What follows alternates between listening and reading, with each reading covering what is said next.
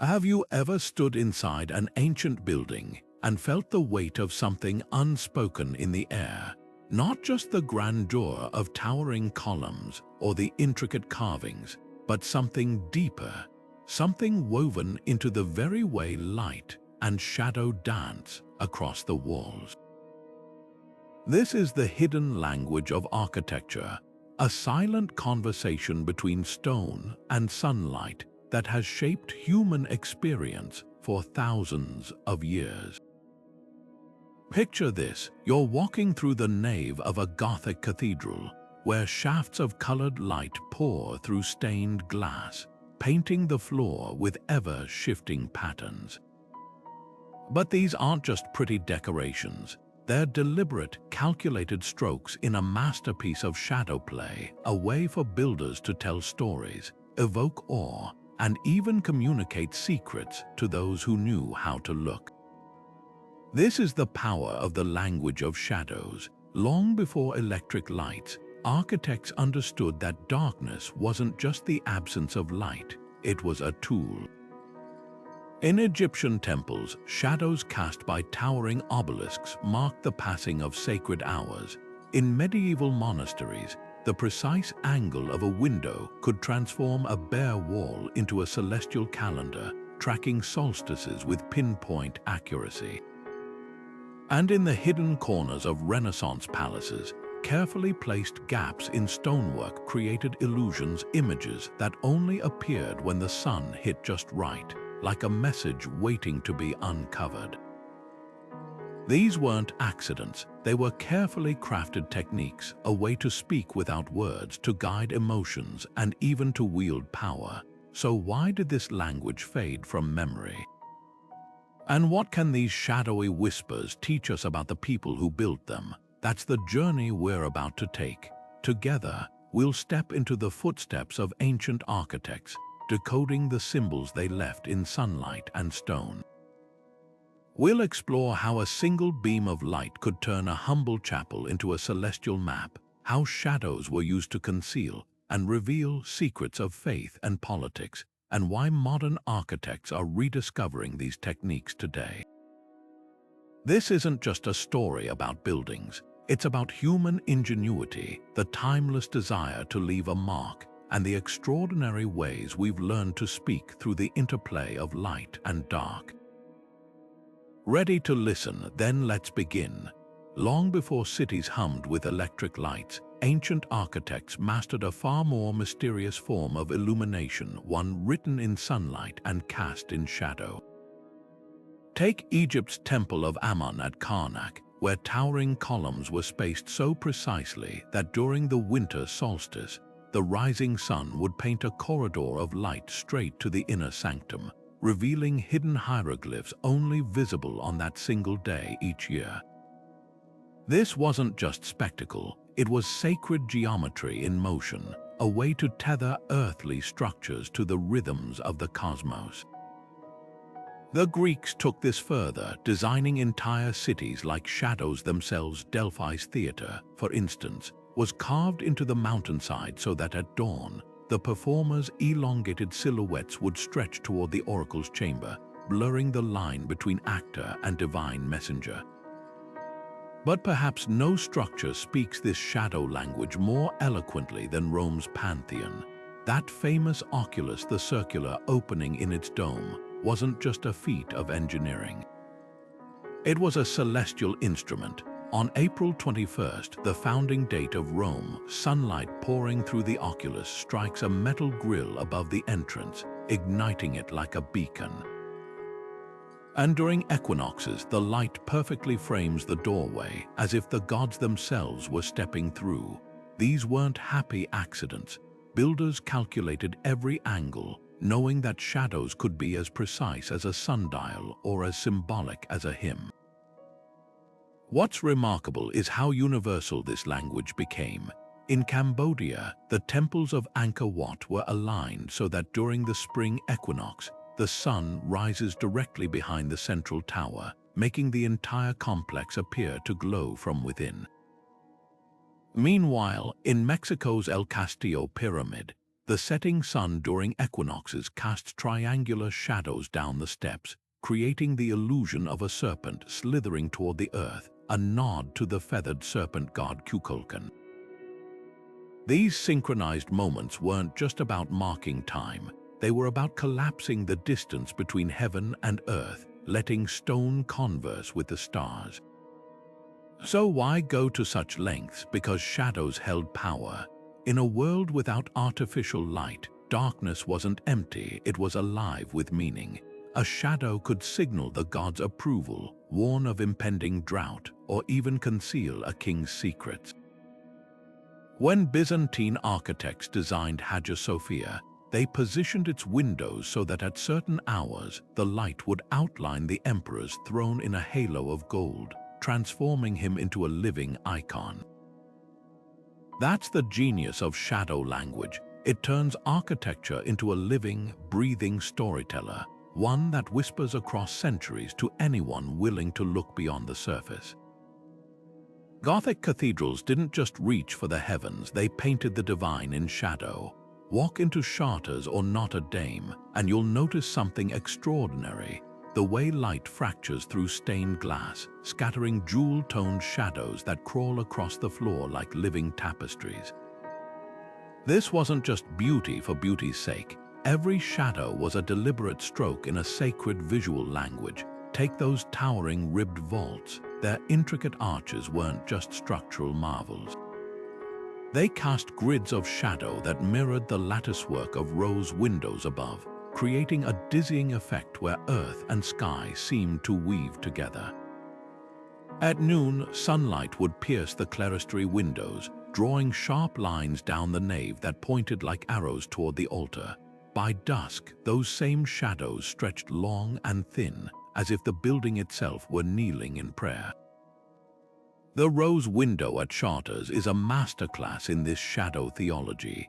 When the sun hits its 12 petals just right, the shadows it casts aren't random splashes of darkness. They form precise geometric patterns that echo medieval diagrams of the cosmos. To the faithful, this was no accident. It was a visual sermon, proof that divine order could be read in the play of light and dark. Even the cathedral's labyrinth, often overlooked by modern visitors, was designed with shadows in mind.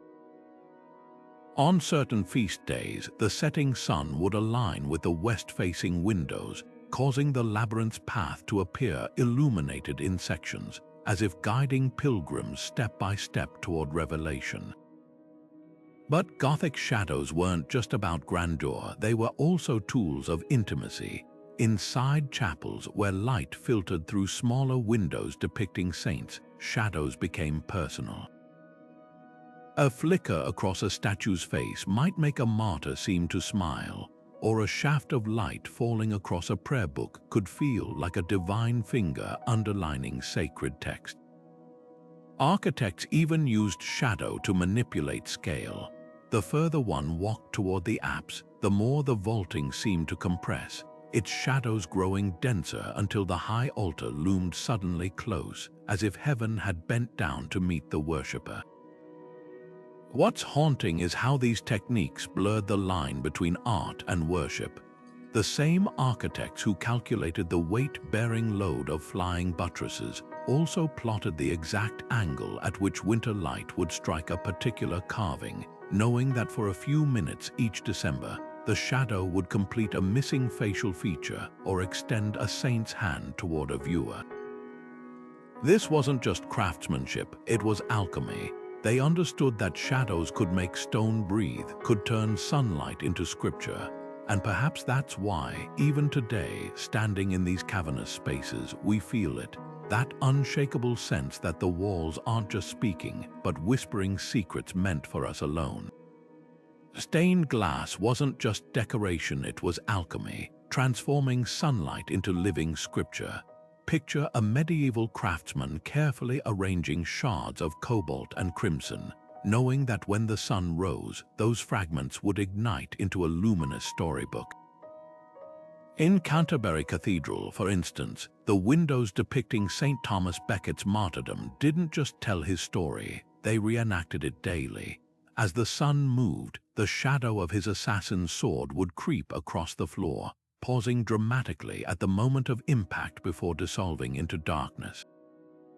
This wasn't passive art, it was theater written in light. The secret lay in the glass itself. Unlike modern stained glass, medieval panes were uneven, thicker at the edges, thinner in the center, a deliberate flaw that refracted light unpredictably. When sunlight hit, it didn't just pass through, it splintered, casting ripples of color that shifted like water across stone floors. In Charter's blue virgin window, this effect turned the entire nave into a sea of sapphire shadows at midday, as if the heavens had spilled into the church. And because each pane was hand-blown, no two pieces shared the exact same hue, meaning the stories they told changed subtly with the weather, the season, even the time of day. A scene of the Nativity might glow with warm amber in winter, but take on an eerie emerald cast during a summer storm. But the real genius was in the shadows they cast. A figure of Jonah swallowed by the whale, for example, wasn't confined to its window. It stretched its elongated shadow across columns and pews, as if the biblical tale were unfolding right there among the worshippers. In York Minster, the famous Five Sisters windows were positioned so that during the Feast of All Souls, their geometric patterns projected onto the walls like a celestial chessboard, turning the entire space into a metaphor for divine order. These weren't just pictures, they were portals, collapsing time and space to make the sacred visceral. What's often overlooked is how these windows functioned as medieval augmented reality.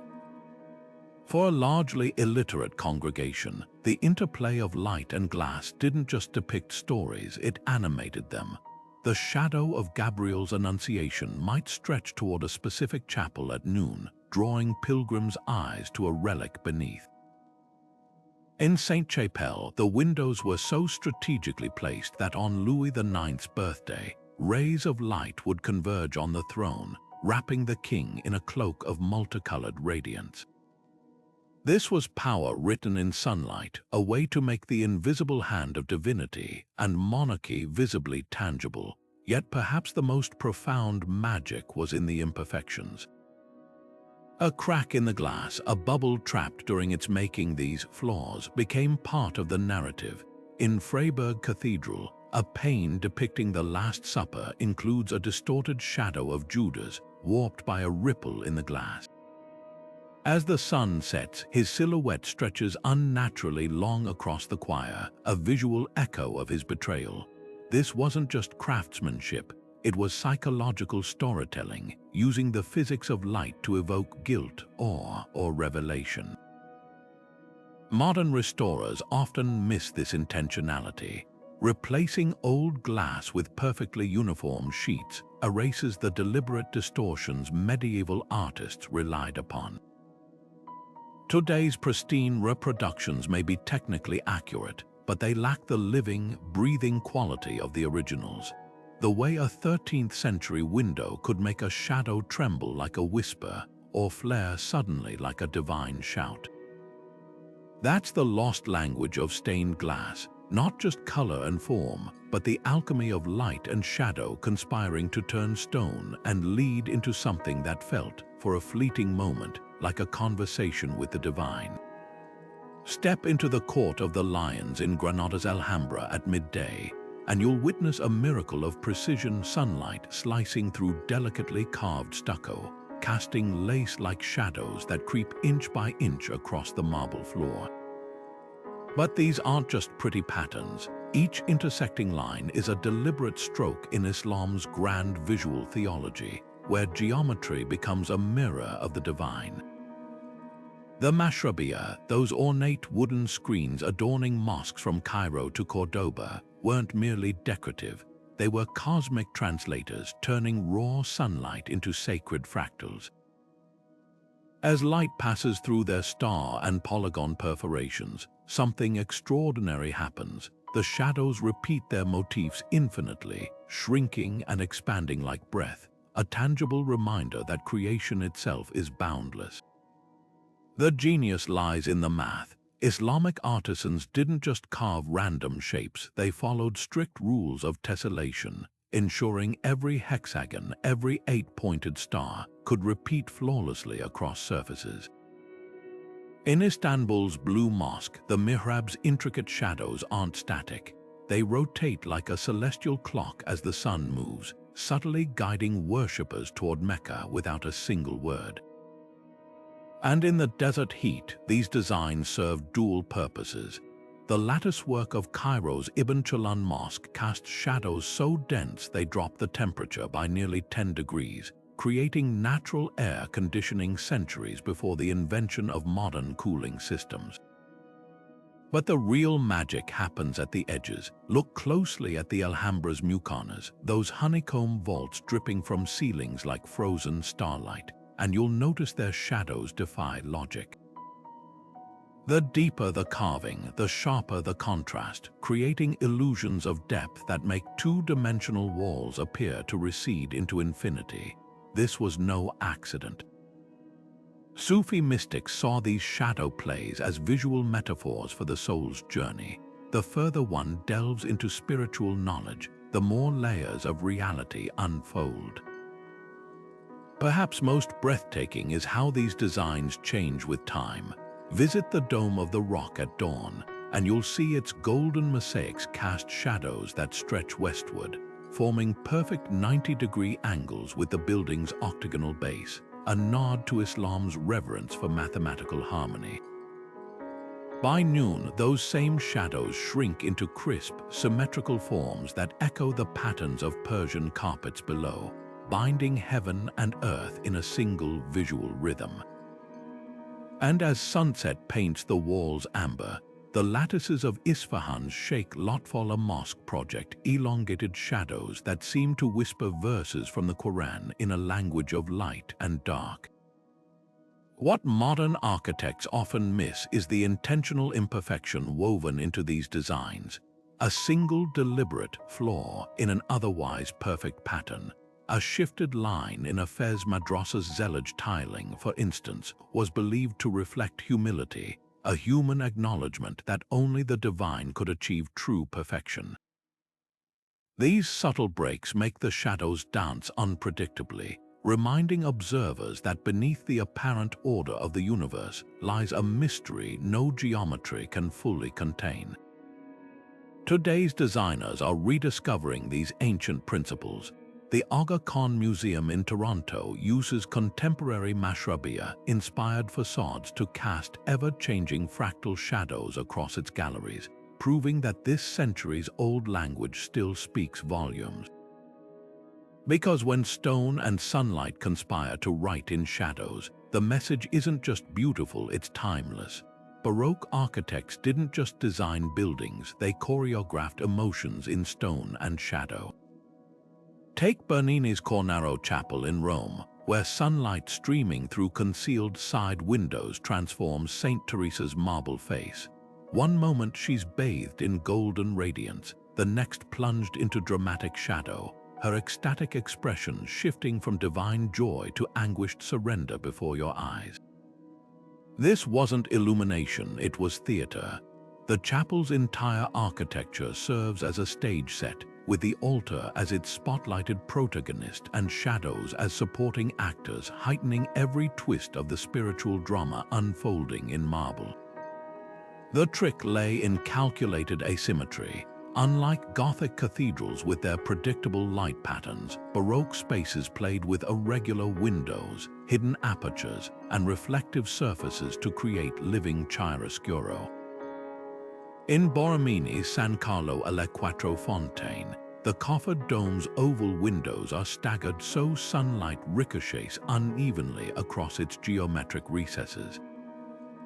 The effect, a constantly shifting play of concave and convex shadows that make the ceiling appear to breathe like a living organism. Worshippers looking upward would feel the architecture itself pulsing with emotion, expanding in joy during Easter morning's light, contracting into summer shadows during Lenten services. Churches weren't the only stages for this shadow play. Palazzo Barberini's grand staircase was designed so afternoon light would cast the balustrade's shadows diagonally across treads, creating the illusion that each step rippled like water beneath visitors' feet, a subtle nod to the Barberini family's naval victories. Even urban planning joined the performance. The long axis of St. Peter's Square was aligned so during Easter Mass, the obelisk shadow would bisect the piazza perfectly, drawing thousands of pilgrims forward like a divine pointer toward the basilica's doors. What set Baroque shadows apart was their emotional precision. Renaissance architects had used light harmoniously, but Baroque masters weaponized shadows to manipulate the soul. In Naples' Cappella San Severo, a hidden window illuminates Giuseppe San Martino's veiled Christ sculpture at exactly 3 p.m., the hour of Christ's death, making the transparent marble shroud appear to dissolve into shadows, revealing the wounds beneath. The effect is so visceral visitors still report feeling the statue's chest rise and fall. This theatricality reached its peak in Jesuit churches, where architects employed what they called the divine machinery, a system of pulleys, mirrors, and timed shutters that could make a painted heaven open up in the dome or cast angelic shadows that seemed to descend during Pentecost. The Gesù Church in Rome took this further, coordinating candlelight with sunset so shadows from the altar's twisted columns would writhe like flames during evening services. Yet beneath all this spectacle lay a profound theological innovation. Where medieval light had symbolized God's unchanging truth, Baroque shadows embraced paradox, showing divinity through absence, making doubt as sacred as certainty. When Caravaggio painted chiaroscuro masterpieces for Roman chapels, he wasn't just dramatizing biblical scenes. He was arguing that shadows weren't the opposite of light, but its necessary companion, that revelation often came clothed in darkness. Modern lighting designers still study these techniques, the way Bernini used gilt surfaces to bounce light into shadowed niches prefigured today's museum spotlighting. Borromini's undulating facades, which change personality hourly as shadows crawl across their curves, inspired Frank Gehry's dynamic metal architectures. But perhaps the most enduring lesson is how these Baroque masters understood space emotionally. They didn't just want you to see their buildings, they wanted you to feel them in your bones, to experience architecture not as static form, but as unfolding drama where every shadow was a carefully rehearsed actor in the grand play of human experience. In Japan, light doesn't announce itself, it whispers. Walk through the sliding shoji screens of a traditional tea house, and you'll notice how sunlight filters through washi paper, dissolving into a soft, pearlescent glow that seems to hover just above the tatami mats. This is the art of indirect illumination, where shadows aren't stark divisions but gentle transitions, like ink fading into water. At the Katsura Imperial Villa near Kyoto, the architecture takes this philosophy further. The Engawa, a narrow wooden veranda that wraps around the building, isn't just a walkway. It's a threshold between worlds where sunlight, filtered through maple leaves or bare winter branches, paints ever-changing patterns on the floor. In summer, dappled shadows stretch long and lazy. In autumn, they fracture into sharp, rhythmic lines as wind stirs the foliage. The villa's designers understood something profound. Shadows could be clocks, calendars, even mood rings for the soul. Consider the Tokonoma alcove, found in nearly every traditional Japanese room. Its recessed space, often holding a single scroll or flower arrangement, is meticulously positioned to catch oblique light. The shadow cast by a cherry branch in a vase isn't just decoration, it's a memento mori. It's delicate tracery reminding viewers of life's fleeting beauty. Even the grain of the wood matters. At Shugakuen Imperial Villa, cedar panels were chosen not just for their fragrance, but for how their walls and knots would interact with morning light, creating shadow landscapes that mirrored the distant mountains visible through the windows. The genius of Japanese shadow play lies in its restraint. Unlike Western cathedrals that dazzle with stained glass or Baroque chapels that dramatize with chiaroscuro, Japanese architecture cultivates the sacred pause between things. In a Kyoto Zen garden, the rake marks in gravel aren't just patterns, they're shadow receptacles. At noon, their ridges cast fine parallel lines, but as the sun sinks, those shadows thicken into bold strokes, transforming the garden into a living calligraphy scroll. The same principle guides terrain design. A low window might be placed so the shadow of a bamboo ladle slowly climbs the wall during a tea ceremony, discreetly signaling the passage of time without the intrusion of a clock. What's revolutionary is how this approach turns passive observation into active participation. In the silver pavilion of Jinkakuji, the famous moon viewing platform was designed with sand so finely raked that on cloudless nights, it doesn't just reflect moonlight, it absorbs it, creating a negative space of shimmering shadow that makes the surrounding darkness feel alive. Visitors don't just see the moon, they feel its absence in the texture of the shadows it leaves behind. Modern architects from Tadao Ando to Kengo Kuma still draw from this legacy. Ando's Church of the Light in Osaka proves that concrete can speak the language of shoji screens. His razor-thin cross-shaped window casts a shadow so precise it feels drawn with a ruler, yet softens as daylight intensifies. Kuma's Jisi Prosto Museum uses interlocking wooden beams to recreate the play of forest shadows indoors, proving that this ancient dialogue between light and material still holds infinite possibilities. Perhaps the most poignant lesson lies in impermanence. At Ai's Jingu, the holiest Shinto shrine, buildings are ritually rebuilt every 20 years using identical techniques. Each reconstruction subtly alters how shadows fall, a reminder that even sacred spaces must embrace change. In Japan, shadows don't just mark time, they teach how to move through it with grace. Modernism didn't abandon the language of shadows, it distilled it to its purest form. Where Gothic cathedrals spoke in stained glass and Baroque chapels whispered in chiaroscuro, architects like Le Corbusier wielded raw concrete like a sculptor's chisel, carving voids that turned sunlight into emotional punctuation. Take his chapel of Notre Dame du Haut in Ronchamp. Its thick, curving walls aren't just structural, they're shadow factories. The south-facing facade, punctured by irregular windows of varying sizes, transforms midday light into a constellation of abstract shapes that creep across the floor with monastic solemnity. But the real magic happens at dawn, when sunlight filters through the narrow slots between the roof and walls, projecting a razor-thin line of gold that slowly expands to illuminate the entire altar, as if the building itself is taking a deep breath. This wasn't just minimalism, it was shadow alchemy. Le Corbusier's famous Brise Soleil, those concrete sun breakers adorning buildings from Chandigarh to Marseille, weren't merely functional. They were modern-day mashrabiyya, casting geometric shadows that shifted with mathematical precision, turning blank walls into living sundials. In his Unité de Habitation apartment complex, these louvers create stripes of shadow so sharp they feel painted onto the facade, changing the building's entire personality from hour to hour. A structure that looks austere and imposing at noon becomes playful by late afternoon, its shadow stripes stretching like a cat in sunlight. Yet no one mastered this minimalist shadow language like Tadao Ando.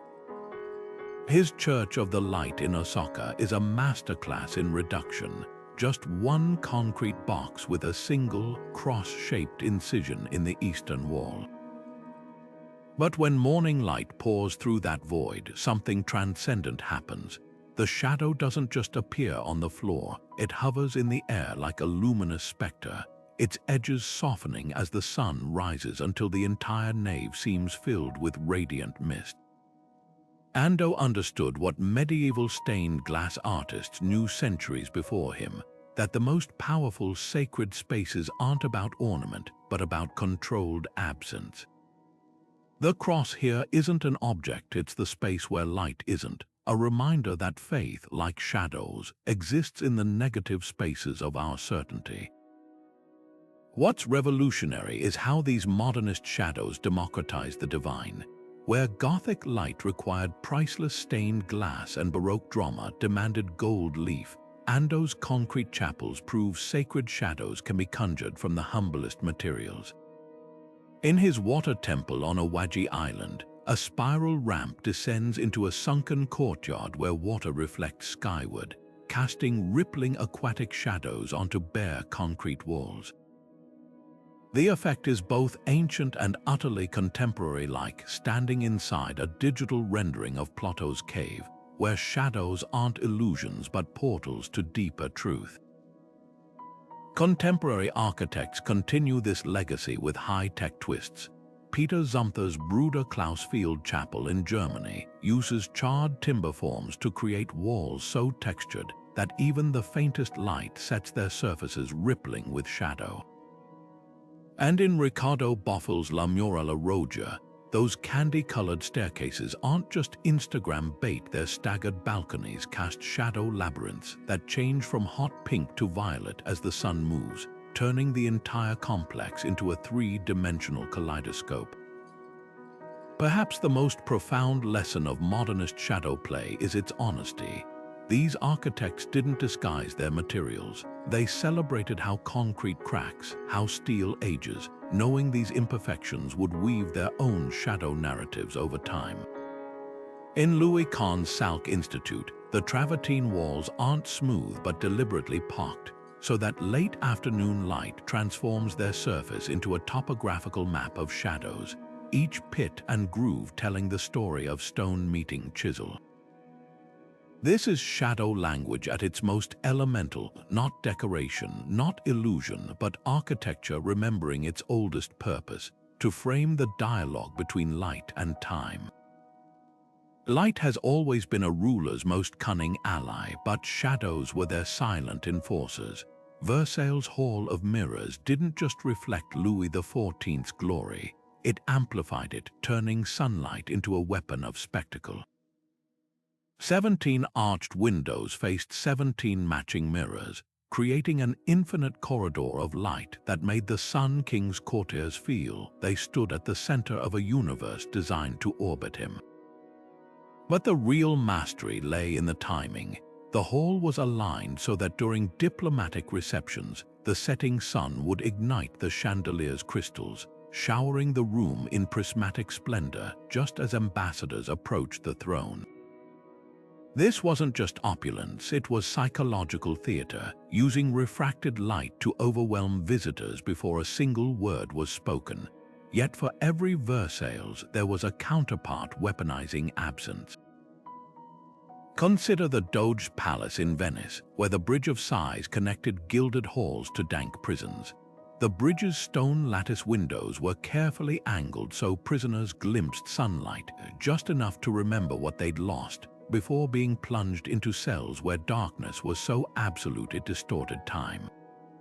Inquisitors understood what modern psychology confirms. Humans can endure pain, but sensory deprivation breaks the mind.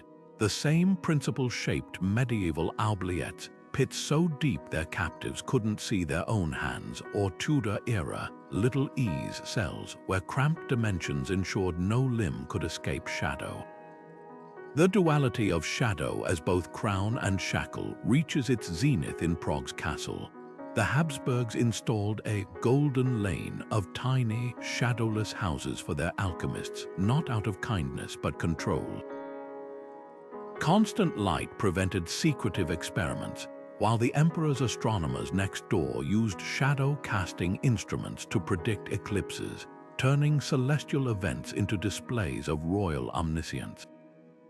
Even the castle's cathedral played this game. Its south-facing windows flooded the royal pew with light, while shadows swallowed petitioners below, reinforcing hierarchy without a word. What's chilling is how these techniques persist. Modern dictators still architecturally manipulate shadows, from Ceausescu's palace of the parliament in Bucharest, where mile-long corridors use calculated darkness to dwarf visitors, to Pyongyang's Ryugyong Hotel, its angular facade casting knife-like shadows meant to instill awe. But the inverse is also true. When Nelson Mandela redesigned South Africa's constitutional court, he insisted on a glass atrium so sunlight would touch every judge's chair, a literal illumination of transparency. Perhaps the most telling example lies in contrast. The Palace of Westminster's Gothic Revival towers loom with intimidating shadows, while its modern Portcullis House annex uses a glass roof to bathe lawmakers in neutral light. Two architectural philosophies, two visions of power, one asserting dominance through shadow, the other diffusing it through light. The lesson is clear: where a society casts its shadows reveals who it hopes to glorify and who it aims to obscure. Hidden messages carved in shadow and stone. Few architectural feats capture this mystery as vividly as Chichen Itza's Pyramid of Kukulkan. Twice a year, during the spring and autumn equinoxes, the setting sun strikes the stepped terraces at just the right angle, casting a series of triangular shadows along the northern staircase. But this isn't random play of light. These shadows interlock with the pyramid's sculpted serpent heads at the base, creating the illusion of a massive, undulating serpent slithering down toward the earth. For exactly 34 minutes, the stone serpent comes alive, its diamond-patterned body stretching over 90 feet, a feat so precise it feels less like architecture and more like celestial choreography. But why go to such lengths? The answer lies in the Maya's sacred cosmology.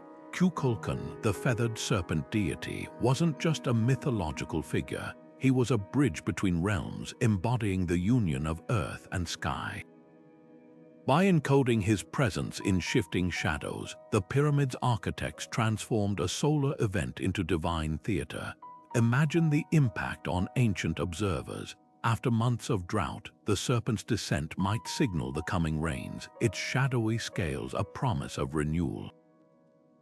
Some scholars argue the effect was a visual almanac, marking not just equinoxes but agricultural cycles. Others suggest it was a test, a geometric puzzle meant to separate initiates who understood the building's secrets from the uninitiated who saw only a trick of the light. The precision required is staggering. Each of the pyramid's 9 terraces had to be calibrated to the exact degree, their edges sharp enough to cast crisp shadows yet wide enough to catch the sun's oblique angle. Even the serpent heads at the base weren't merely decorative. Their open jaws and coiled tongues were positioned to catch the last sliver of sunlight, making the shadow appear to flicker like a living creature. Modern laser scans reveal something even more astonishing. The pyramid's acoustics amplify the sound of clapping into an eerie echo resembling a serpent's hiss, proof that the Maya wove shadow, sound, and stone into a multisensory ritual.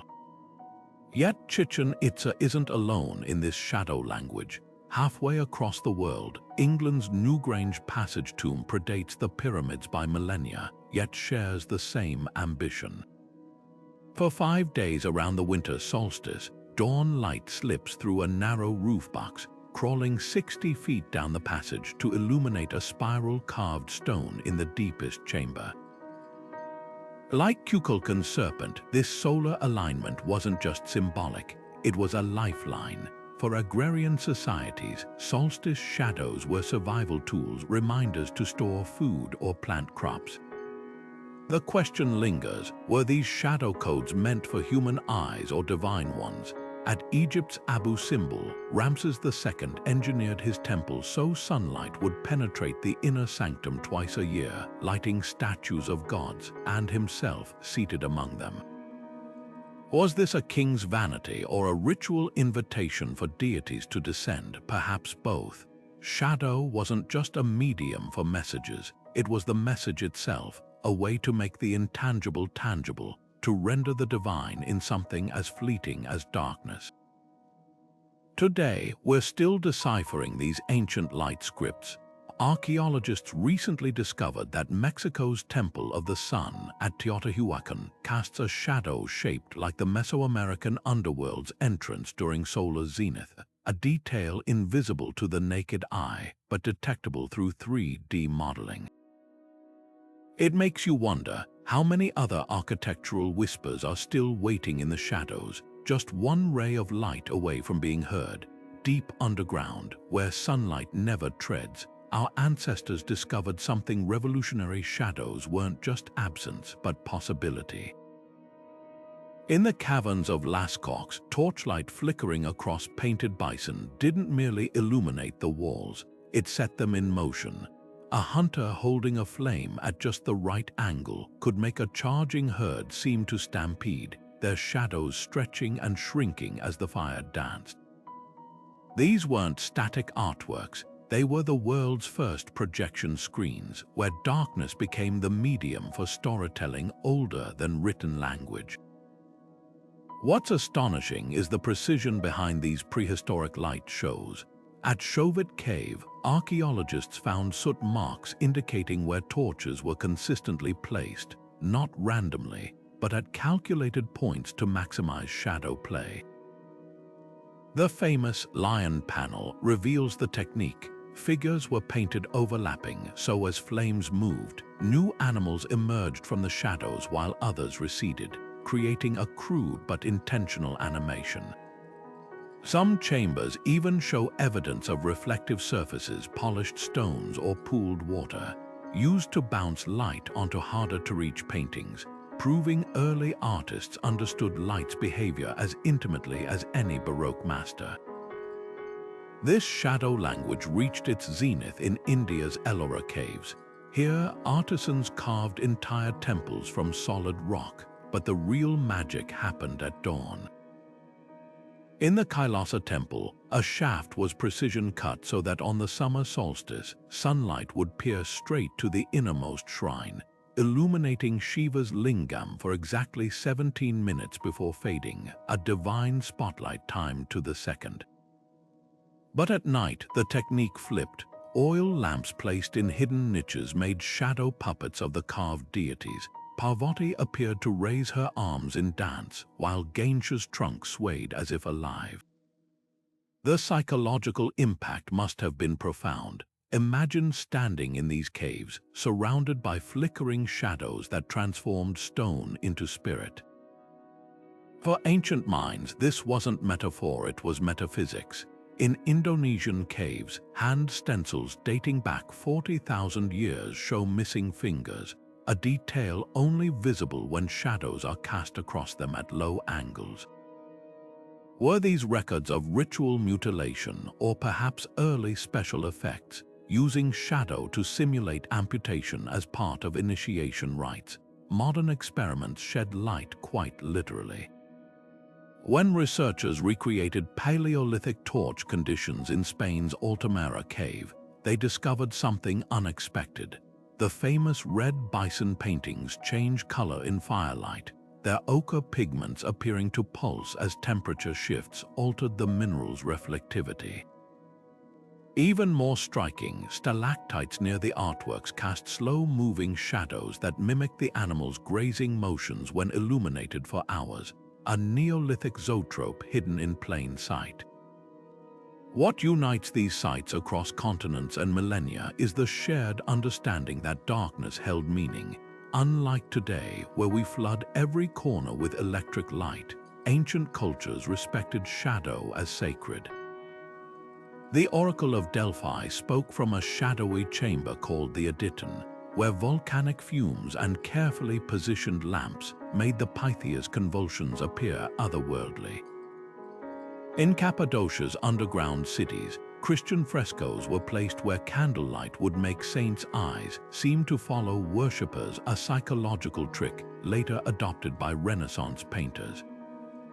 Perhaps most poignant are the Aboriginal rock shelters of Australia, where stories tell of the Mimi spirits, ancestral beings who taught humans to paint by casting shadows on cave walls. It's a fitting origin myth because that's exactly what these early artists were doing, not just capturing life, but conjuring it from the interplay of flame and stone. In these sacred shadows, static images breathed, gods gestured, and the very walls seemed to whisper, proof that humanity's oldest stories weren't told in light or dark, but in the liminal space between. Ancient architects didn't have supercomputers, but they had something just as powerful: the sky. Long before software like Heliodon could simulate sunlight with pixel-perfect precision, builders from Machu Picchu to Mesopotamia turned celestial patterns into blueprints.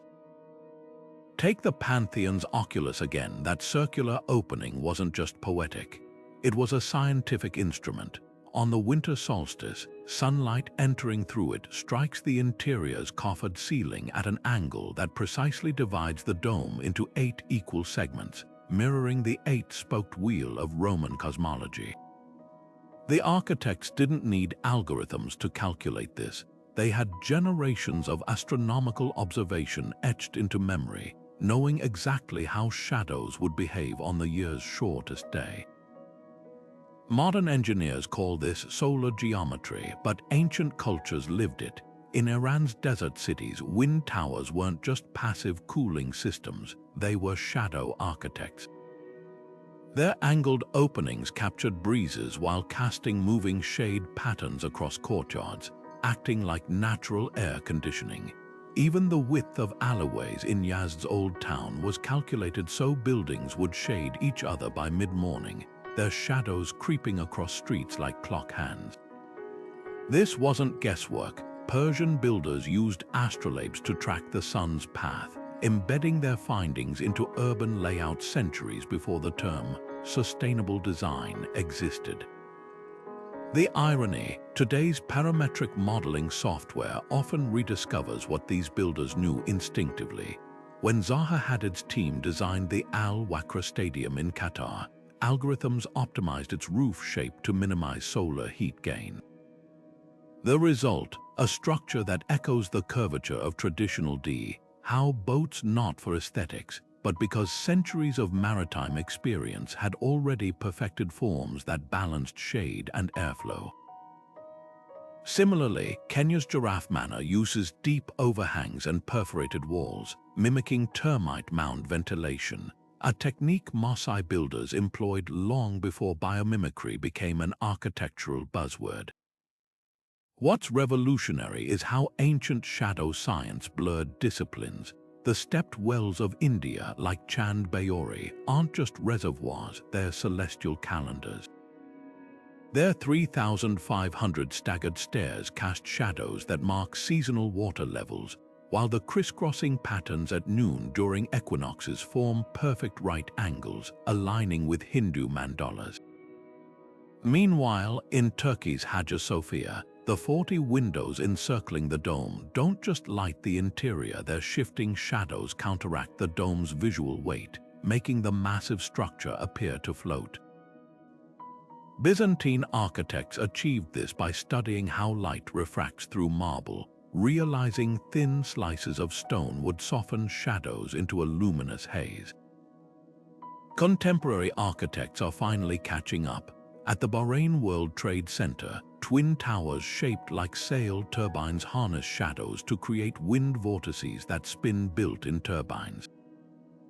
And in Singapore, the Oja Hotel's living facade isn't just greenery, it's a dynamic shade system where plants grow denser on sun-facing sides, adjusting their own opacity like organic louvers. These innovations prove that shadow science isn't about resisting sunlight, but conducting it, something Anasazi cliff dwellers understood when they carved solstice markers into Choco Canyon's rock faces 1,000 years ago. Perhaps the most humbling lesson lies in humility. For all our software, we still can't replicate the instinct that guided a 13th century mason to chip 1 more millimeter off a cathedral's molding so the December light would hit a saint's face at the exact moment the Christmas hymn peaked. That's the magic of architectural shadows, where astronomy meets poetry. and where even the most advanced algorithms still bow to the wisdom of eyes that once looked up, not at screens but at the unfiltered sky. There's something unnerving about a shadow that seems to have a mind of its own, especially when it's cast by a building with a reputation. Take New York's Flatiron Building, that iconic wedge of limestone at the intersection of Broadway and Fifth Avenue.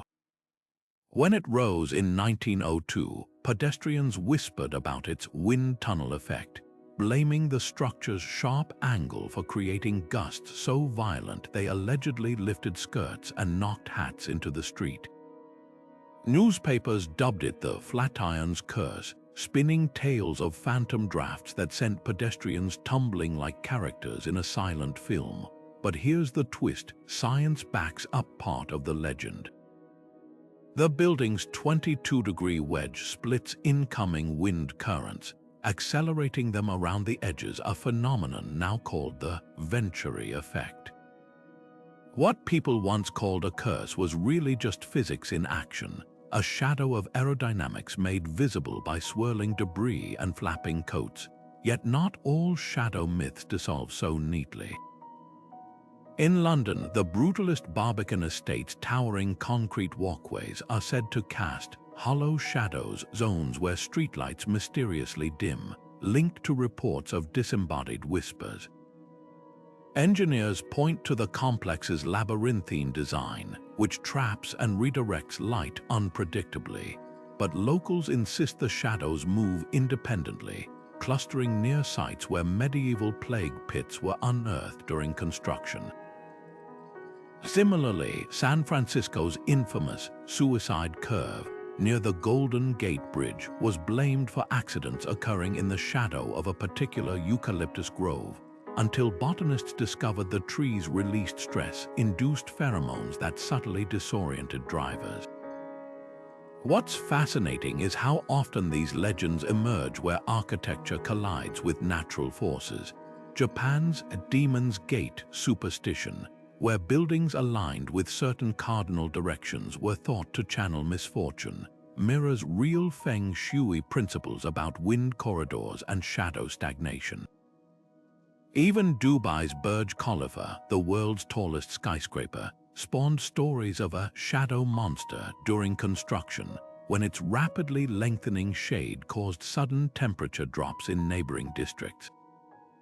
Meteorologists confirmed the shadow's microclimate effect, but workers swapped darker tales of tools vanishing in its penumbra. Perhaps the most chilling example lies in Chernobyl's abandoned buildings, where radiation levels correlate eerily with shadow patterns.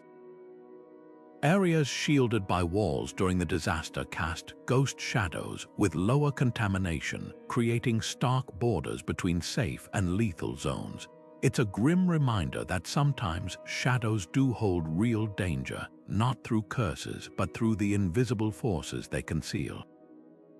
So are these stories just urban folklore, partly, but they also reveal how instinctively humans anthropomorphize architecture's unseen effects. When a shadow behaves unpredictably, we give it intention, a habit as old as civilization itself. After all, isn't that what the ancients did when they carved serpent shadows into pyramids or aligned temples with solstice light? The difference is scale. Where they saw gods, we see ghosts. Yet both speak to the same truth, that in the right light, even a building's silhouette can tell a story, and sometimes that story lingers long after the science is explained. Ever notice how the flicker of sunlight through leaves instantly calms your nerves? That's not just poetry, it's neuroscience. Research from the University of Tokyo found that dappled shadows, like those cast by tree canopies, reduce cortisol levels by up to 15% compared to harsh, uniform light. Hospitals from Norway to New Zealand now harness this effect, designing recovery gardens where lattice roofs scatter sunlight into ever-shifting patterns. At Oslo's Radium Hospital, patients in rooms with these shadow carpets report needing 20% less pain medication, but flip the script and shadows reveal their dual nature. MIT's Urban Design Lab discovered that sharp, angular shadows, think towering skyscrapers at noon, activate the amygdala, our brain's fear center. No wonder Gothic cathedrals used ribbed vaults to soften their shadows into gentle arcs, while horror maze designers laser-cut steel panels to throw knife-edged silhouettes onto walls. Disney Imagineers take this psychology further than anyone. In their Haunted Mansion attractions, stretch rooms use descending ceilings to compress shadows moment by moment, triggering primal claustrophobia. But their genius lies in contrast. Just before the scares intensify, guests pass through a corridor bathed in warm, dappled light, a deliberate reset that makes the next shadow plunge feel even more startling. This isn't just trickery, it's shadow choreography playing on our hardwired responses. Japanese researchers even found that irregular shadows like those from fluttering banners boost creativity by 15% in workspace studies, which explains why tech campuses from Silicon Valley to Seoul incorporate perforated metal facades. Yet shadows don't just manipulate mood, they sculpt space. Alzheimer's care centers in Denmark use shadow maps to prevent disorientation.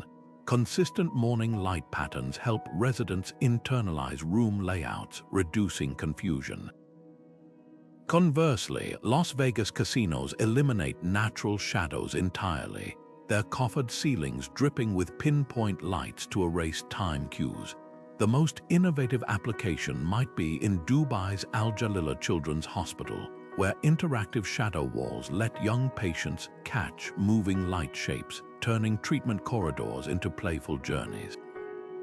What's startling is how recently we've decoded these ancient instincts. Medieval monks knew cloister arches calmed the mind, but only now do we understand why. Their repeating shadows create predictable visual rhythms that slow brainwaves. Perhaps that's the ultimate lesson. Whether carved in stone or rendered in smart glass, shadows speak a language older than words, one our bodies understand before our minds catch up.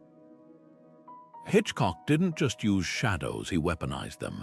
In Rebecca, the looming silhouette of Manderley's West Wing isn't just a set, it's a character, its jagged contours borrowed straight from the vaulted arches of real Gothic abbeys. Watch the scene where Mrs. Danvers appears suddenly in a doorway, her face half swallowed by darkness that's not studio lighting trickery. It's a direct lift from the chapter houses of English cathedrals, where medieval builders positioned windows to cast judicial shadows across inquisitors' faces during trials. Hitchcock knew what those architects understood. Elongated shadows distort perception, turning ordinary spaces into psychological battlegrounds. Literature's love affair with architectural shadows runs even deeper.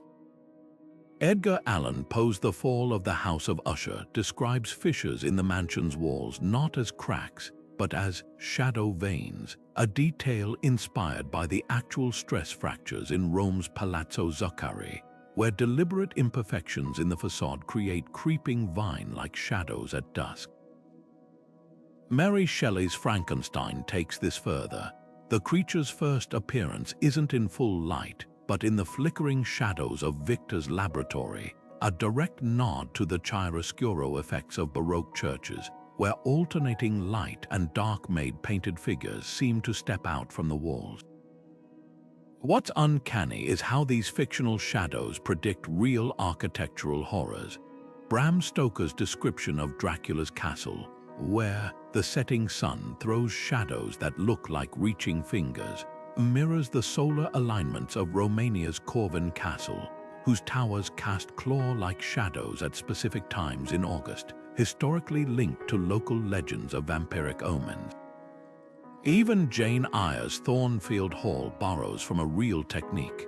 The haunted third-story windows that glow eerily at night replicate the effect of candlelit clerestory windows in ruined monasteries, where uneven glass bends light into spectral shapes.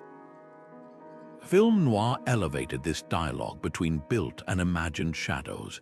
The exaggerated angles of the Third Man's Vienna sewers weren't just stylistic. They echoed the actual shadow patterns of catacombs beneath the city, where wartime resistance fighters used irregular brickwork to create deceptive depths. Orson Welles' famous entrance as Harry Lime, illuminated by a single street lamp that throws his shadow 30 feet up a wall. That's a scaled-up version of the forbidden shadow effect in Renaissance palaces, where rulers installed lanterns at precise heights to magnify their silhouettes during nighttime processions. Modern horror continues this tradition. The shifting shadows in the Babadook's children's book scenes mimic the movable type shadow plays of Victorian toy theaters, while Get Out's sunken place sequences use forced perspective shadows borrowed from Frank Lloyd Wright's low-ceilinged hallways, designed to create subconscious unease. Even Pan's Labyrinth's monstrous pale man owes his jerky movements to the irregular shadow casting of medieval automatons, clockwork figures in cathedral towers whose gears made them appear to lurch in candlelight. The irony, today's CGI artists often study ancient architecture to make digital shadows feel authentic. The creeping darkness in the Batman's Gotham City was modeled after the light wells in Edinburgh's medieval closes, where narrow alleys funnel sunlight into dagger-thin beams. When Guillermo del Toro needed the faun's shadow to appear centuries old in Hellboy, he filmed it through a replica of a 16th-century camera obscura, letting Renaissance optics distort the edges naturally. This cross-pollination reveals a profound truth. The scariest shadows in fiction aren't invented, they're remembered. From Lovecraft's non-Euclidean angles, inspired by Byzantine church vaults, to the pulsing neon shadows of Blade Runner, lifted from Tokyo's Kabukicho alleyways, storytellers keep returning to architecture's shadow language because it taps into something primal in us, all the instinctive dread of spaces that watch back. Perhaps that's why the most enduring horror settings feel less like buildings and more like bodies, their shadows rising and falling like breath in the dark. Buried beneath layers of history, there's an entire lexicon of shadow manipulation that modern architects can only dream of replicating. Take Roman lithography, an art form so precise it could make a flickering oil lamp paint frescoes with moving shadows. Picture this: in Pompeii's villas, artisans embedded tiny bronze discs into walls, positioned to catch lamplight at specific angles. As flames danced, these discs cast shadows that transformed static mosaics into animated scenes, a galloping horse's legs appearing to move, or a god's hand reaching out toward viewers. This wasn't mere decoration, it was proto-cinema, a way to breathe life into stone centuries before the invention of the zoetrope. Yet by the fall of Rome, the technique vanished, its secrets lost to time. The mystery deepens with the Maya's shadow strings. At Uxmal's governor's palace, archaeologists found grooves along cornices that once held cotton cords stretched taut. When the sun hit these strings at solstice noon, they cast razor-thin shadows that connected carved Venus symbols across the facade like a celestial connect the dots. The effect, a giant astronomical chart visible only for 20 minutes each year. But without living masters to explain the calculations, modern researchers are left reverse engineering shadows like detectives at a crime scene. Even more enigmatic are the Persian light wells of Pasargadae. These vertical shafts carved through solid stone didn't just illuminate underground chambers, they filtered sunlight through layers of colored oil, projecting shifting hues onto walls like an ancient mood lighting system. The effect was so sophisticated that when 21st century architects tried to recreate it using 3D modeling, they discovered the wells also amplified specific sound frequencies, turning whispers into echoes that seemed to emanate from the shadows themselves. What's tantalizing is how these lost techniques could revolutionize sustainable design today. Imagine skyscrapers with lichnography-inspired facades, where sunlight activates dynamic shadow murals that change with the time of day, reducing the need for digital screens. Or hospitals using Maya-style shadow strings to create calming, rhythmic patterns in dementia wards, helping patients track time without clocks. Some forward-thinking firms are already experimenting. In Lisbon, the Museu das Sombras employs perforated shutters that cast poetry in shadow glyphs across gallery walls at solar noon, a direct homage to those Mesoamerican string masters. Yet the real treasure lies in the philosophy behind these methods. Ancient shadow artists didn't just manipulate light, they collaborated with it, treating the sun as a co-creator rather than a tool. That mindset alone could transform modern architecture, shifting our obsession with overpowering darkness through artificial light toward a more nuanced conversation with natural shadows.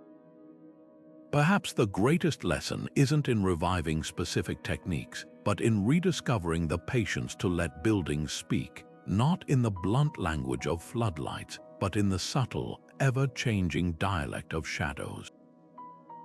High above the Paro Valley, where mist clings to pine forests like breath against glass, the Tiger's Nest Monastery clings to a cliffside not just as a place of prayer, but as a living sundial.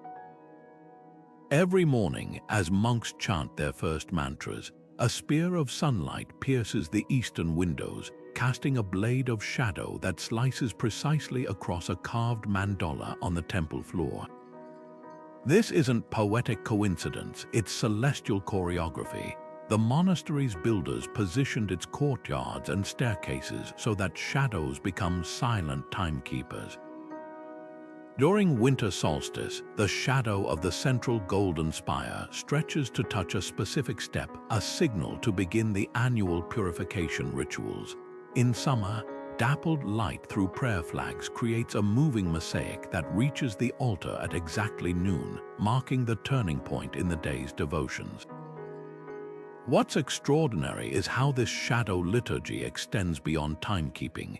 In the Gyuru Rinpoche cave, where the monastery's founder is said to have meditated, a narrow fissure in the rock allows sunlight to enter for just 7 minutes each dawn. During those fleeting moments, the beam illuminates a series of faint paintings on the cave wall, depictions of protective deities otherwise invisible in the gloom. For centuries, monks have used this phenomenon as a test of focus. If your meditation remains unbroken as the light passes over your face, legend says you've achieved momentary enlightenment. The monastery's most guarded secret lies in its butter lamps. Unlike typical lamps that burn steadily, these are placed in niches where drafts create flickering shadows. The patterns they cast against sutra-inscribed walls form temporary Tibetan letters, random yet eerily coherent, like messages from the unseen. Some monks swear these shadow syllables predict weather or portend visitors, though they vanish before their meaning can be fully grasped. Modern architects studying the site have uncovered even more precision. The main prayer hall's wooden grills were carved with varying thicknesses so that equinox sunlight filters through in distinct bands, thick shadows for wrathful deities, thin ones for compassionate bodhisattvas. This subtle gradient creates a visual rhythm that subconsciously guides worshippers' focus during ceremonies. Even the monastery's famous hanging bridges play a role. Their swaying motion fractures sunlight into shimmering waves across the cliffs, a visual metaphor for the Buddhist concept of impermanence. Perhaps the most profound lesson lies in what the tiger's nest doesn't do. There are no clocks, no electric lights, just shadows marking sacred intervals in a language written long before mechanical time. When a novice monk misses the shadow signal for morning prayers, the discipline isn't punitive. They simply sit where the light will find them next dawn, learning to read time in the patient language of stone and sun. It's a reminder that some rhythms can't be hurried, only witnessed, and that in the right hands, even darkness can be luminous. James Turrell doesn't build installations. He engineers experiences of light so pure they make you question whether the air itself has thickened. Step into his Skyspace series, and you'll find yourself inside a deceptively simple room with an aperture cut into the ceiling. But as dawn breaks or twilight fades, something extraordinary happens. The changing sky doesn't just appear above you, it feels pressed against the opening like a luminous film, while the walls around you dissolve into shadows so deep they erase all sense of dimension. This isn't illusion, it's perceptual alchemy. Turrell studied the optics of ancient observatories like Chichen Itza before designing these spaces, recognizing that the most profound moments occur not when light floods in, but when our eyes adjust to its absence. His work proves that shadows aren't passive voids, they're active participants in how we perceive color, space, even time. Oliver Eliasson takes this dialogue further by turning weather into architecture. His 2003 masterpiece, The Weather Project, transformed London's Tate Modern into an artificial sun, using monochromatic lamps and mist to cast long, haunting shadows across the turbine hall. Visitors lay on the floor for hours, not just to bask in the glow, but to watch their own shadows stretch and merge with strangers, creating ephemeral communities bound by darkness. Eliasson's genius lies in revealing how shadows foster connection, something Gothic cathedral builders understood when they designed naves to gather worshippers in shared pools of colored light. But he adds a modern twist. His riverbed installation used uneven terrains to fracture shadows unpredictably, mimicking how climate change alters natural light patterns, a reminder that shadows, like ecosystems, are fragile. These artists aren't working in isolation. In Japan, Hiroshi Sugimoto's lightning fields photographs capture the shadow of electricity itself, using 19th century techniques to freeze high-voltage discharges onto film. The results look eerily like the branching shadows of winter trees or the fractal patterns in Islamic Muqana's vaults. Meanwhile, Rachel Whiteread's house cast an entire Victorian home in concrete, preserving the negative space where life once pulsed. The shadow here wasn't an absence, but a fossilized memory, echoing how Egyptian obelisks cast shadows that outlived their builders. What unites these contemporary visionaries is their reverence for shadow's narrative power. Turrell's Roden crater, an extinct volcano transformed into a celestial observatory, channels the same principles as Maya pyramids, using shadows to map cosmic cycles.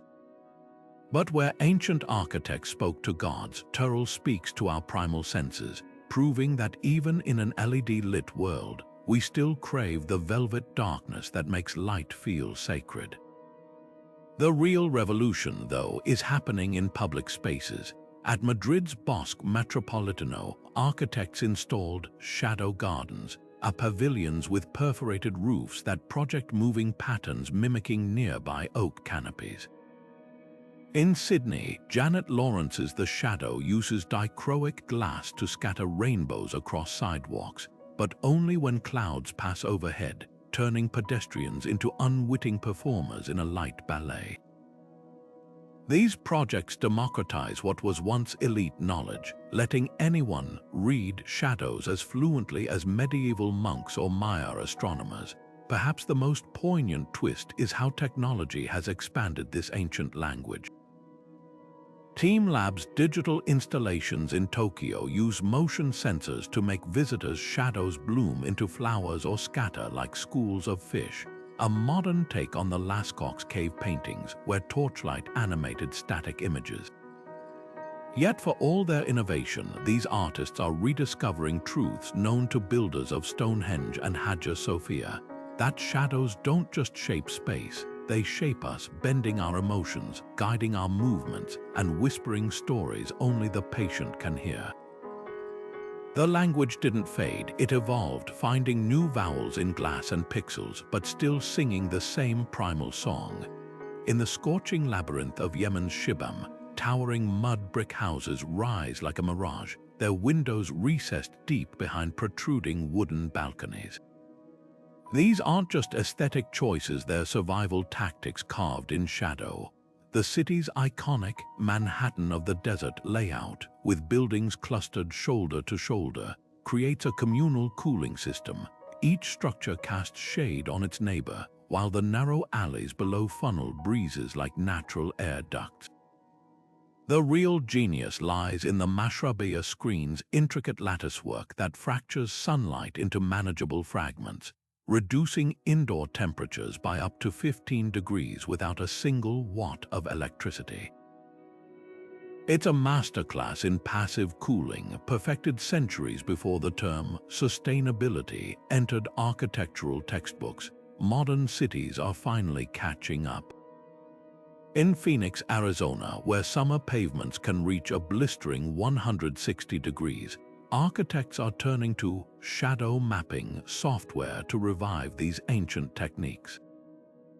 The city's new civic space park features a canopy inspired by Bedouin tents, its fabric panels adjusted seasonally to cast maximum shade in summer while allowing winter sunlight to penetrate.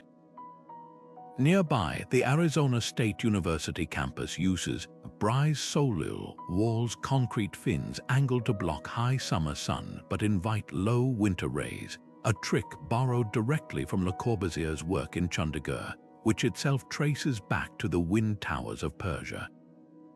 The battle against urban heat islands has become a shadow war. Tokyo's Cool Spot initiative plants groves of Zelkova trees along sidewalks, their dappled shade reducing surface temperatures by nearly 20 degrees compared to exposed concrete. Barcelona takes it further with its superblock plan, replacing traffic lanes with shadow corridors, vine-covered pergolas that mimic the cooling effect of traditional Mediterranean courtyards. Even glass, the villain of modern heat traps, is being reinvented. Scientists at the University of Toronto developed a hydrogel-infused window film that turns opaque when temperatures rise, casting shadows like the adjustable wooden shutters of Moroccan riots. What's striking is how these high-tech solutions echo vernacular wisdom. The adobe homes of New Mexico's Taos Pueblo, with their thick walls and small windows, maintain stable temperatures year-round, a principle now replicated in Berlin's passive house standards. Dubai's Al Bar towers, clad in dynamic mashrabiyah facades that open and close like origami, owe their DNA to Yemen's static screens. The difference. Today's architects have data. Thermal imaging reveals how the shadows cast by Mali's Great Mosque of Janneh, with its protruding palm beams creating textured shade, lower surface temperatures by exactly 11.3 degrees, a precision ancient builders achieved through trial and error. The real innovation lies in shadow sharing. Melbourne's Green Spine skyscraper, set to be the Southern Hemisphere's tallest, incorporates terraced gardens that cast shifting shadows onto neighboring buildings, creating a communal cooling network. It's a concept straight from the playbook of Cappadocia's underground cities, where carved air shafts shared shade across dwellings. As climate change intensifies, these time-tested strategies become urgent. Researchers at MIT estimate that strategic shadow casting in cities could reduce heat-related deaths by up to 30% during heat waves, proving that sometimes the best way to face the future is to stand in the shadows of the past. But perhaps the most poetic twist is happening in the deserts where this all began. Saudi Arabia's NEOM project is reviving the ancient Nabatean technique of shadow harvesting, using AI-driven mirrors to redirect sunlight onto specific building surfaces at precise times, creating artificial shade patterns that mimic natural rock formations. It's a reminder that in the right hands, shadows aren't just barriers against heat, they're brushes painting a cooler, smarter world. In London, a single skyscraper, the 22-story walkie-talkie building, once melted parked cars and set sidewalks smoldering with its concentrated solar reflections. But its less visible impact was equally dramatic. A shadow that stretched nearly half a mile, plunging streets, parks, and even the historic Leadenhall Market into premature twilight for hours each day. This isn't just an inconvenience, it sparked a global reckoning over who owns the sunlight. Cities from Boston to Berlin are now facing right-to-light lawsuits, where residents argue that towering developments are stealing something as essential as air or water: access to the sun's warmth and vitamin D. The science behind these grievances is startling. A 2021 study in Toronto, where skyscrapers cast shadows equivalent to 260 Central Parks annually, found that children in persistently shaded neighborhoods had vitamin D levels 23% lower than those living in sunlit areas. In Stockholm, urban planners discovered that winter shadows from new developments increased seasonal depression rates by nearly 18% in affected zones. But the conflict goes beyond health. When New York's Central Park was threatened by the shadows of proposed supertalls along Billionaires Row, preservationists pointed to the park's delicate ecosystems, shade-sensitive plants like hawkweed and wild lupine that had flourished for centuries now struggling under unnatural darkness. Some cities are fighting back with shadow laws. San Francisco's groundbreaking legislation requires developers to model sunlight deprivation for every proposed building over 40 feet, with strict limits on how long shadows can linger on public spaces. Copenhagen takes it further. Any new structure must not reduce sunlight on neighboring homes below a minimum of 2 hours per day in winter.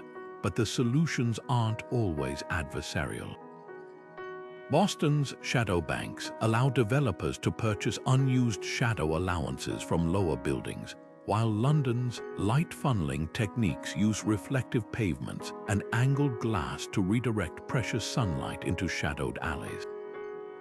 The ethical dilemma cuts deep. For every resident pleading for sunlight, there's a housing advocate arguing that shadow restrictions worsen urban sprawl by forcing development outward.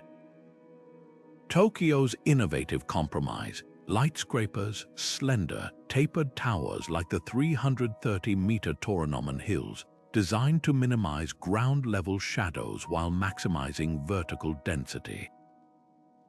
Meanwhile, in Milan, the Bosco Verticale's tree-covered balconies create dappled shade that mimics natural canopies, proving shadows themselves aren't the enemy. It's the abrupt, unrelenting darkness of poorly planned architecture that sparks outrage. Perhaps the most poetic solution comes from ancient wisdom. Barcelona's latest zoning codes draw directly from the 19th century Eixample district, where buildings were capped at 6 stories with chamfered corners, not just for aesthetics, but to ensure sunlight could filter evenly down to street level. It's a reminder that the language of shadows isn't just about absence, but balance. The same interplay of light and dark that once guided cathedral builders now holding the key to humane urban futures. As climate change makes cool shade more valuable and winter sunlight scarcer, cities will need to master this dialect like never before, not just in courtrooms but in every line of their skylines. You don't need a cathedral or a pyramid to start decoding the language of shadows. Your own home is already speaking it. Try this. Place a chair near a window and watch how sunlight paints the floor throughout the day. That stripe of gold at dawn, the dappled patterns at noon, the long, stretched silhouettes of evening, each shift tells a story about your space. Ancient architects didn't have apps or blueprints. They observed these subtle dances of light and dark, then built around them.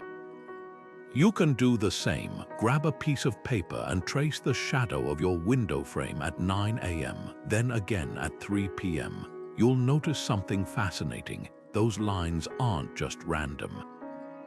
They're a sundial in disguise, marking time in a language your walls have known for centuries. Now take it further. Notice how winter shadows reach deeper into your rooms while summer light stays shy at the edges. Medieval builders used this principle to design homes with overhanging eaves blocking harsh summer sun but inviting winter rays for warmth. You can replicate this wisdom today.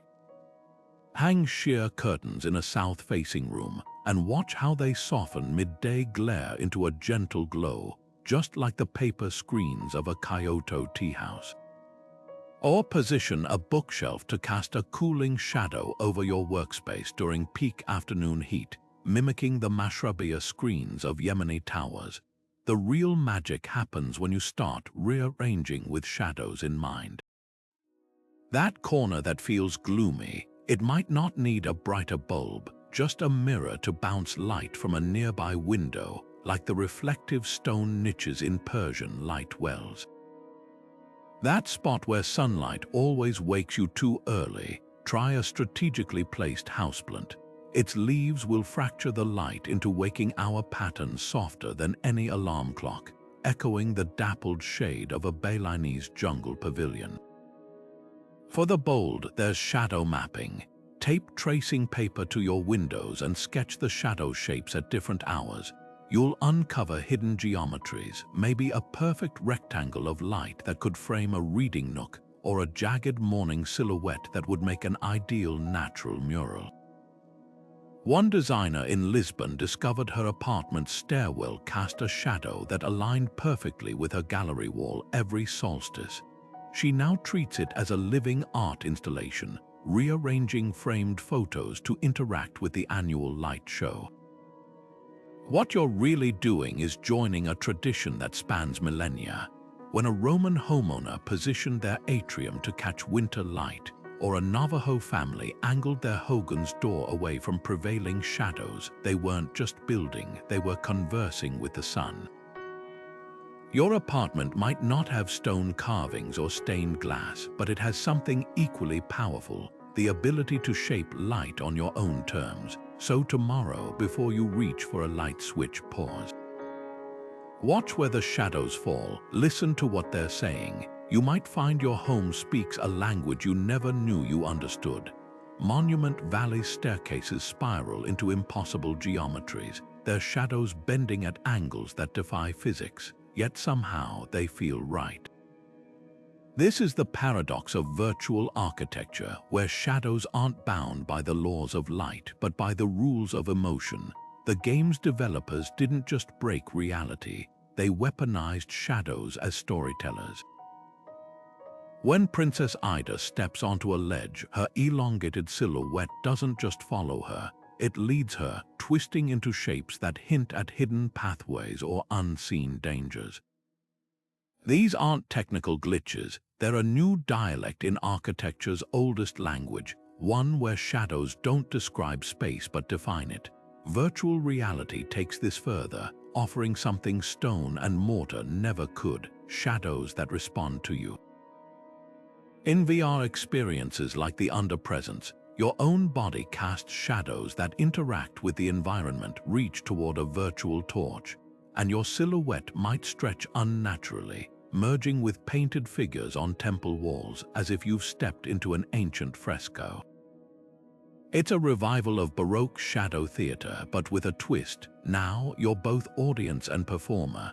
Architects exploring VR, like those behind Luna, Shadow Garden, use this interactivity to teach spatial principles. Tilt your head and shadows reveal hidden symbols. Step backward and they rearrange into architectural blueprints. Suddenly, the impossible shadows of M. See Escher feel like training wheels for a new kind of spatial literacy. The real breakthrough lies in dynamic shadow systems. Games like Control use ray-traced lighting to make shadows behave like living entities. Flickering fluorescence cause darkness to pulse rhythmically, echoing the hypnotic effect of Gothic cathedral candles. In Mist VR, the clock tower's moving shadows aren't just aesthetic.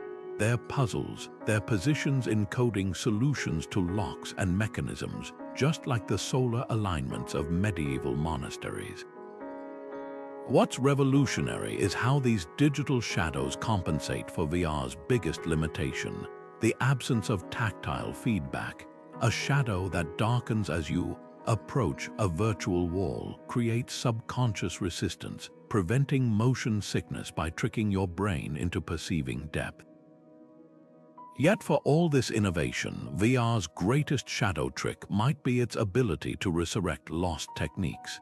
The Blade Runner 2049 Memory Lab experience replicated the lichnography of Pompeii. Virtual lamps cast shadows that animate static images, making decades-old photographs seem to breathe. Meanwhile, Assassin's Creed Discovery Tour lets users walk through digitally reconstructed pyramids at solstice sunrise, watching shadows crawl across hieroglyphs exactly as they did 3,000 years ago. These aren't just educational tools, they're time machines restoring shadow languages that faded when their architects turned to dust.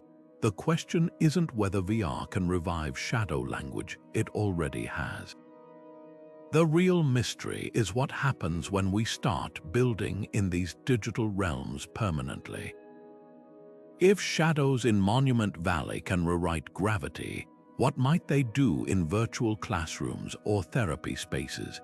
Imagine a VR hospice where sunlight filters through digital stained glass, casting ever-changing comfort on walls, or a corporate metaverse where shadow patterns subtly guide focus without a single notification ping. The architects of antiquity used shadows to bridge earth and heaven. Today's designers might use them to merge atoms and bits, crafting spaces where darkness doesn't obscure, but illuminates in ways stone never could. Imagine walking through a city where buildings breathe with the sun, their facades subtly shifting like living skin to cast shade when you need respite, then dissolving into transparency to frame golden hour in cinematic perfection. This isn't science fiction. It's the dawn of dynamic shadow design, where architecture stops fighting sunlight and starts dancing with it.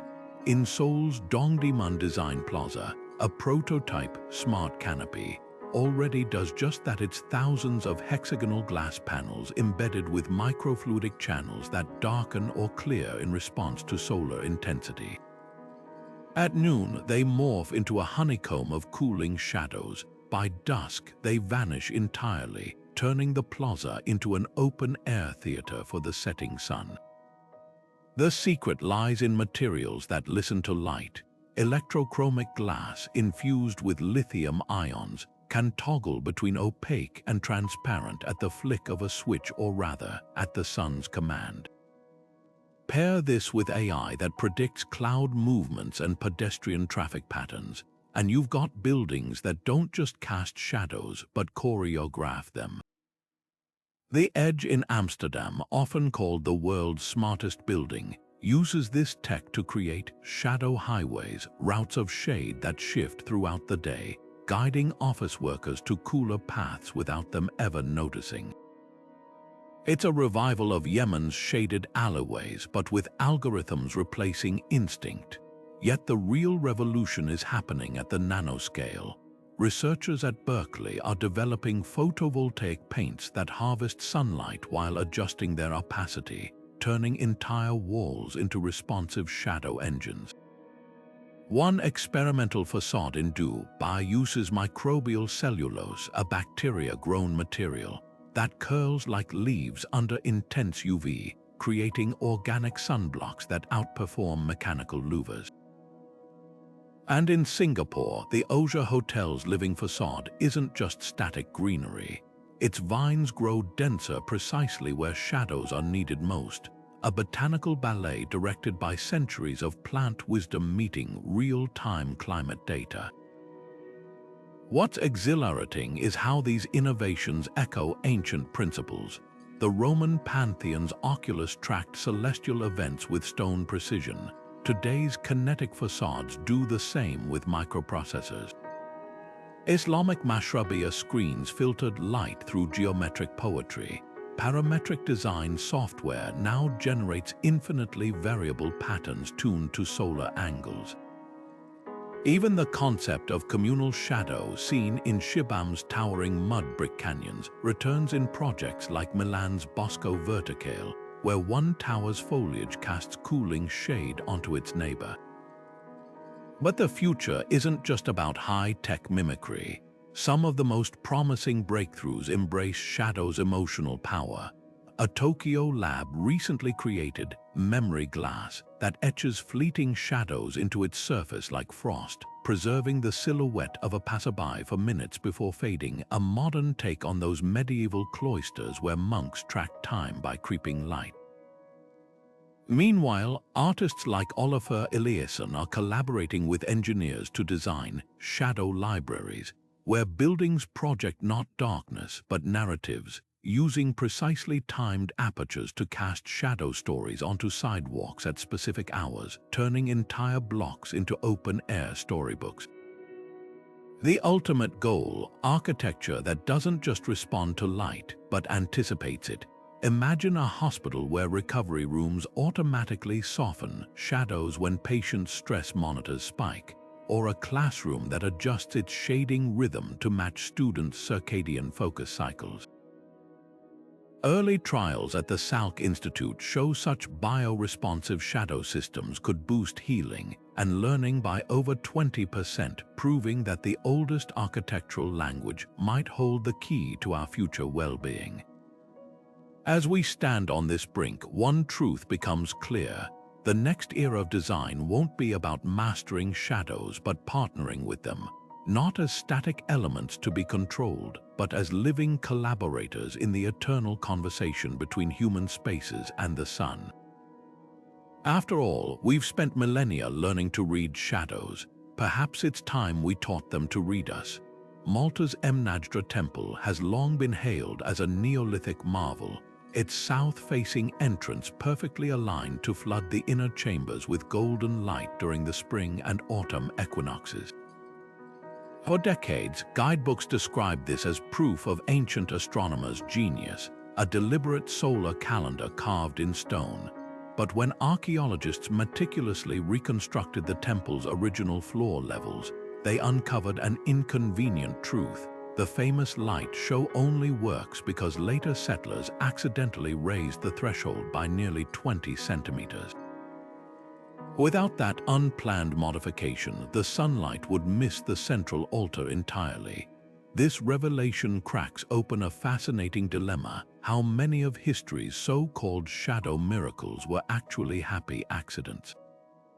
Take England's Stonehenge. The summer solstice sunrise alignment is undeniable, but the winter solstice sunset's precision. Modern laser scans show several stones have shifted over millennia, meaning the perfect alignment we see today might be luck as much as intention. Even Egypt's Abu Simbel, where sunlight penetrates to illuminate Ramses II's statue twice yearly, has an asterisk. The temple was relocated in the 1960s to avoid flooding from the Aswan Dam, and engineers admit they adjusted the angle by half a degree to preserve the effect. Does that make it any less awe-inspiring? Perhaps not, but it does remind us that ancient builders weren't infallible gods, but humans working with trial, error, and sometimes sheer coincidence. The line between design and accident blurs further when we consider material limitations. The Maya's El Castillo pyramid casts its famous serpent shadow during equinoxes, but recent studies suggest the effect emerged from structural necessity. Those steep steps weren't just symbolic, they prevented rain erosion. Similarly, Gothic cathedrals' stained glass often created unexpected shadow patterns because medieval glassmakers couldn't control impurities in their materials. What we call divine light might simply be the byproduct of artisans adapting to flawed silica. Yet dismissing all shadow phenomena as accidents would be just as misguided as blindly romanticizing them. For every debunked alignment, there's a verifiable masterpiece of intentional design, like Choco Canyon's Sun Dagger, where ancestral Puebloans carved spiral petroglyphs that interact with solstice light with millimeter precision. The key is discernment. When Scotland's Callanish stones cast moon shadows that resembled dancing figures, It's likely pareidolia, our brain's tendency to see patterns rather than Bronze Age theatre. But when Cambodia's Angkor Wat aligns with the sunrise on the spring equinox to illuminate a precise bas-relief of Vishnu, that's mathematics etched in sandstone. This isn't about diminishing ancient achievements, but honoring them more authentically. Recognizing that some shadow effects were unintended doesn't make them less magical. It makes the verified ones more extraordinary. It also reframes how we see historical sites today. Next time you witness sunlight piercing a temple corridor or illuminating a cathedral's relic, ask yourself, is this the whisper of a lost architect's plan or the serendipity of time's alterations? Either way, the shadows still speak. We just need to listen without imposing our own myths upon them.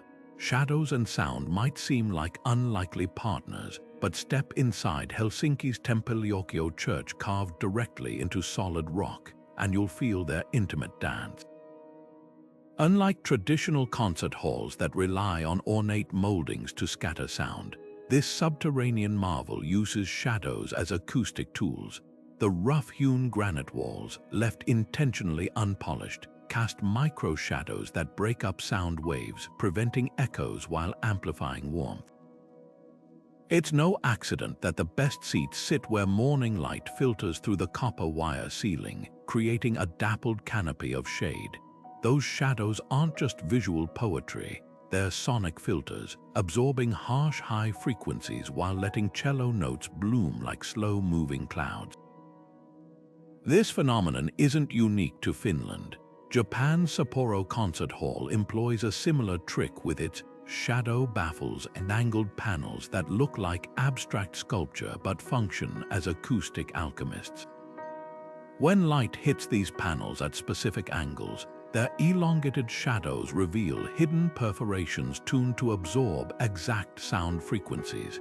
The result: a hall where Shostakovich's brass passages lose their bite but retain their power, as if the shadows themselves are softening the edges of sound. Even more striking is how these spaces play with silence. In Oslo's Opera House, the undulating wooden wave wall behind the stage isn't just for show. Its grooves cast shadows that trap ambient noise, creating pockets of near-perfect stillness between musical phrases. The science behind this is as elegant as the effect. Just as light bends around obstacles to create shadows, sound waves diffract around architectural features. Medieval choir lofts exploited this instinctively by positioning singers near carved screens, whose intricate shadows doubled as sound-diffusing textures. Modern acoustic engineers have quantified what these builders knew intuitively. Surfaces that create complex shadow patterns like the fractal-like walls of Berlin's Philharmonie scatter sound more evenly than flat planes. It's why the best recording studios often look like shadow boxes, with irregular foam panels breaking up reflections the way tree branches fracture sunlight. But the most profound connection lies in rhythm. Gothic cathedrals used vault shadows to mark liturgical chants. The spacing of ribs corresponded to musical intervals, so sunlight moving across them created a visual metronome. Today, Portugal's Casa da Música takes this idea into the future. Its glass facade project shifting shadows onto a sound-absorbing shadow wall inside, subtly altering reverberation times as the sun moves. Morning concerts feel crisp and bright. Evening performances gain a velvety depth. The building doesn't just host music, it harmonizes with it, conducting light and shadow like a silent orchestra. Perhaps this kinship between shadow and sound was always inevitable. Both are ephemeral, both shape space without occupying it, and both speak to something primal in us.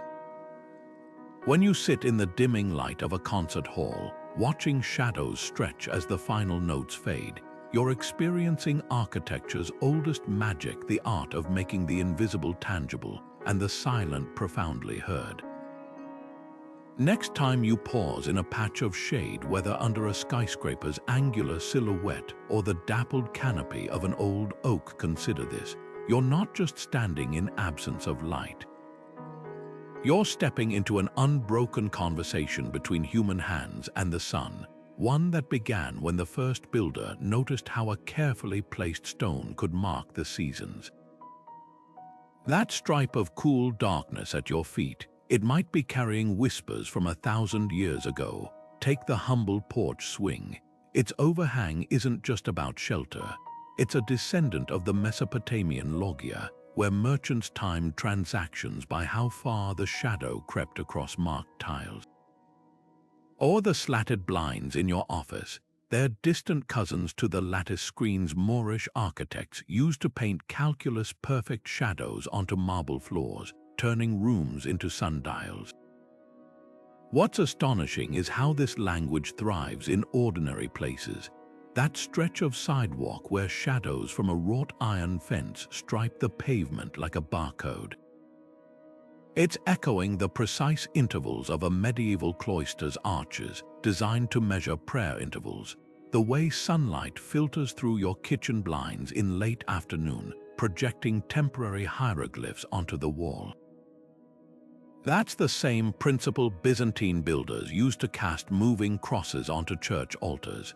Even urban canyons, those concrete slots between high rises where shadows pool like dark water, are unintentionally recreating the narrow processional ways of Egyptian temples, where initiates walked from blistering light into ritual darkness as part of their transformation.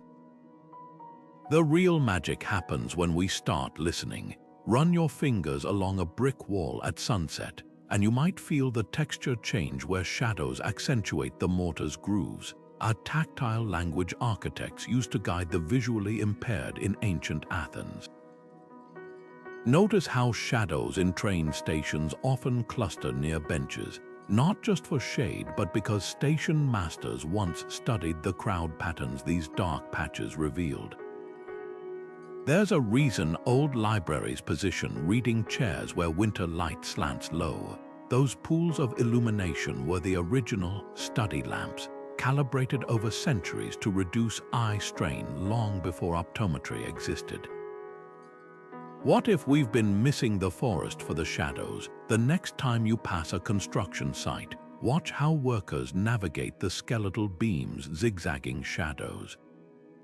They're reading a spatial map older than written language, one that helped raise cathedrals and pyramids alike. When children chase each other through the flickering shade of a playground tree, they're reenacting humanity's oldest light game. The same play of pursuit and concealment that hunters painted on cave walls 30,000 years ago. Even our smartphones echo this legacy. The way we tilt screens away from glare unconsciously mimics how scribes rotated parchment to catch monastery window light. So tomorrow, when you cross that familiar threshold or wait beneath an awning, try something. Let your eyes linger where darkness meets light. That threshold isn't just a line, it's a living margin where architects across time have left their signatures. The curve of a shadow might reveal where a bricklayer corrected his course. The gap in a railing's silhouette could show how a designer accounted for winter sun angles. These aren't accidents, they're choices layered like whispers in a centuries-long dialogue about how we shape space, and how space, in turn, shapes us. The real question isn't whether buildings speak, it's whether we've forgotten how to hear. From sacred symbols to modern sustainability, shadows have been the silent collaborators in humanity's greatest architectural achievements, not just shaping our buildings, but shaping us. Think of all the moments shadows have orchestrated. The hush that falls when sunlight abandons a cathedral's nave, the way a Japanese engawa frames twilight like a living scroll, or how a single sliver of shade on a scorching sidewalk can feel like salvation. These aren't just accidents of design. They're proof that architecture's true genius lies not in the solid forms we raise, but in the fleeting patterns they cast, the intangible conversations between stone and sunlight that linger long after the builders are gone. What's remarkable is how shadows bridge the ancient and the cutting edge. The same principles that guided a Gothic mason to carve a finial so its shadow would touch a specific tomb at Easter now inspire parametric architects designing smart facades that dance with the sun. In Yemen's mud towers, shadows were air conditioners. In Singapore's vertical gardens, they're climate regulators. The language hasn't changed, only the dialects. Even our skyscraper controversies echo age-old debates. When ancient Romans passed laws limiting building heights to protect sunlight in the Forum, they were fighting the same battle as modern New Yorkers suing over shadow theft. But shadows offer more than just utility or beauty. They're timekeepers, storytellers, even therapists. A medieval monk tracking prayer hours by the creep of a cloister's shadow shares an unbroken thread with a Tokyo office worker soothed by dappled light filtering through kinetic louvers. That's the paradox of shadows. They're universal yet intimate, cosmic yet personal. Whether in the perfect alignment of a pyramid or the accidental poetry of a fire escapes zigzag on a brick wall, they remind us that architecture isn't a monologue, but a dialogue with the sky. So the next time you pause in a patch of shade, look closer. That darkness at your feet might be carrying secrets from 1,000 years ago, or whispering ideas for 1,000 years hence. The question isn't whether buildings speak, it's whether we're listening. Now it's your turn. Share the shadowy structure that stopped you in your tracks, and let's keep this ancient conversation alive. Don't forget to subscribe for more journeys into the spaces where light and history